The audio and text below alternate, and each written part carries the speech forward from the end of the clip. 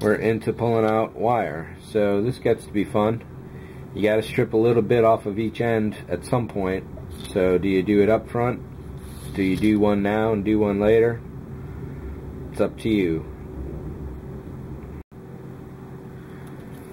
Alright, so I just pulled all the wires out of this here, and it's given me enough to do 9 LEDs. So that's an 18 strand wire, whatever it was. And I am rocking. This is definitely a really great thing to pull from. Oh, you know, I thought I recorded stripping all of these. The innovation that I came up with is initially I was faced with stripping each of these one at a time, but after I quickly realized that you could hold a whole bunch of the group, strip one, wind it down, get the other one down. They're all nice and compact and easy to do. Doing it one by one here probably would have taken me an hour or more. The only thing I got to do here is just twist all the wires, which it's looking like also works pretty well in a group situation like this. So basically I got all 16 LEDs resistored and wired up, and one of the legs is trimmed. So now it's going to be a matter of putting the leads on each of them.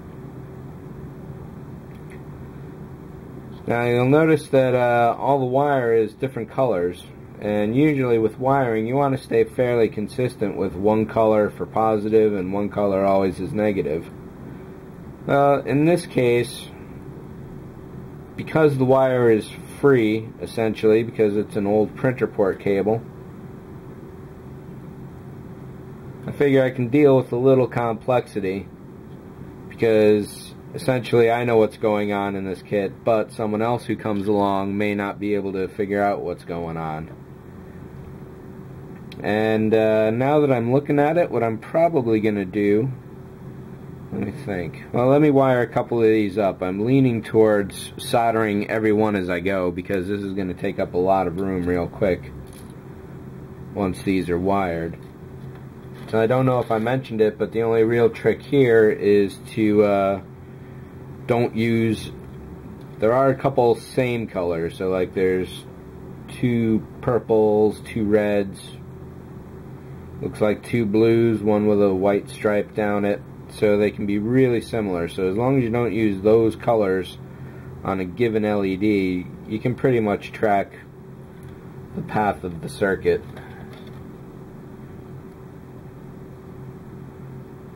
With little difficulty.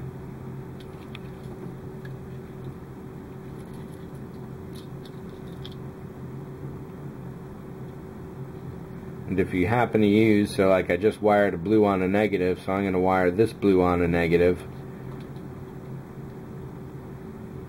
so that I know down the line that I can just grab those 2 colors. What I first do, like what I did in the resistors here, is I wrapped one strand around the main piece and then folded what was left of that over. Then I rewrapped going back up. So this provides a really solid mechanical connection that if it breaks, it's going to break right there and it's easily replaced. Did I do both colors on that one? No, I didn't. So let's put that one down and finish this one off. And over here I've got 8 LEDs, all resistored, all with leads, all ready to go. I'm probably going to be cutting a lot of this wire off, but we'll see, because once you actually start twisting it up, such as I did in there and over here, that really kills a lot of the length. So coming up, we got the soldering station. The iron is nice and hot. We got that about 700, 750, somewhere in there. In this case, I'm soldering 2 legs at once, so I need 2 hands at once. And we're going for this connection. And that one there. Solder gun iron always goes back in the holster. Never leave it laying around anywhere. You don't want that rolling off and into your lap.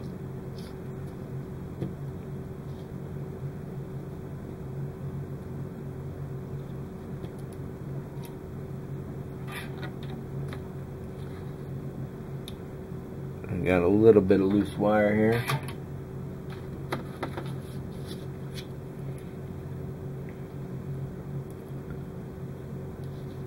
There we go. Just a couple stray strands.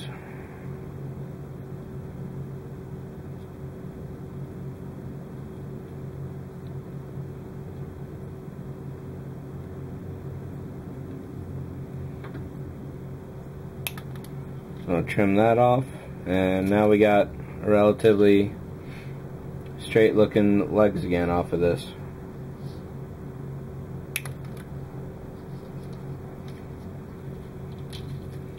Just like you clip the leg on the positive lead there, do not clip this too low.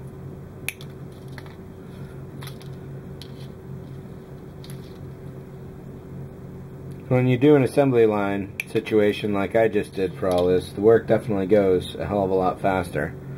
I don't know how much actual time has gone by since I started, but once you get into the groove, you're not doing too bad. So now we've got the resistors, the LED, and the leads all wired up. What's got to be done next? Heat shrink. So I'm going to pull a bunch of that out, and I'm just going to be heat shrinking the one side here.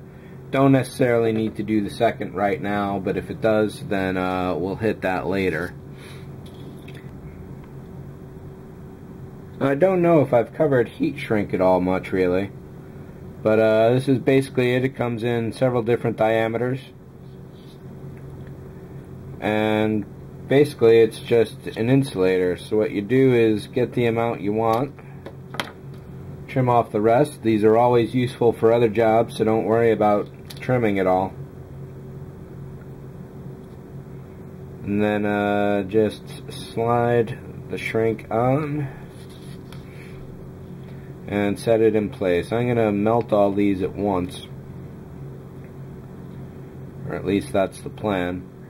So get that nice and close up to the LED so that there's no danger of the negative leg ever cross wiring. I'm down to the last two of these now. So I was going to go and get my heat gun out of the car, but I really don't feel like going out to the car. So we'll do this the other way. The reason why the heat gun is better is because it's more controlled temperature and it's not an open flame. This really just barely needs a second. I try to hit all sides to get everything nice and as even as possible. And the shrink itself, once it conforms around the shape of whatever it is pretty much set in place for good.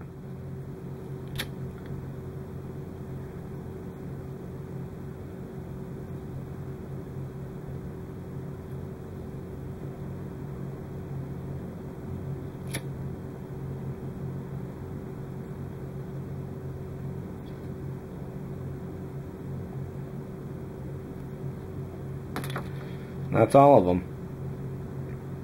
So keep in mind the heat shrink is hot for a little while, and what I'll be doing to give this a little more structure, just wrap the other lead around that and take a little dab of super glue and put that on. And I will go so far as to dunk that in baking soda to crystallize the super glue nice and fast. And there's a little powder that will come off it for a little while, but that's a much more stable connection that you can bend around a little bit if you need to. And it helps keep the wires from tangling all over the place, at least for me. There could be a bad side to doing this right here, I don't know.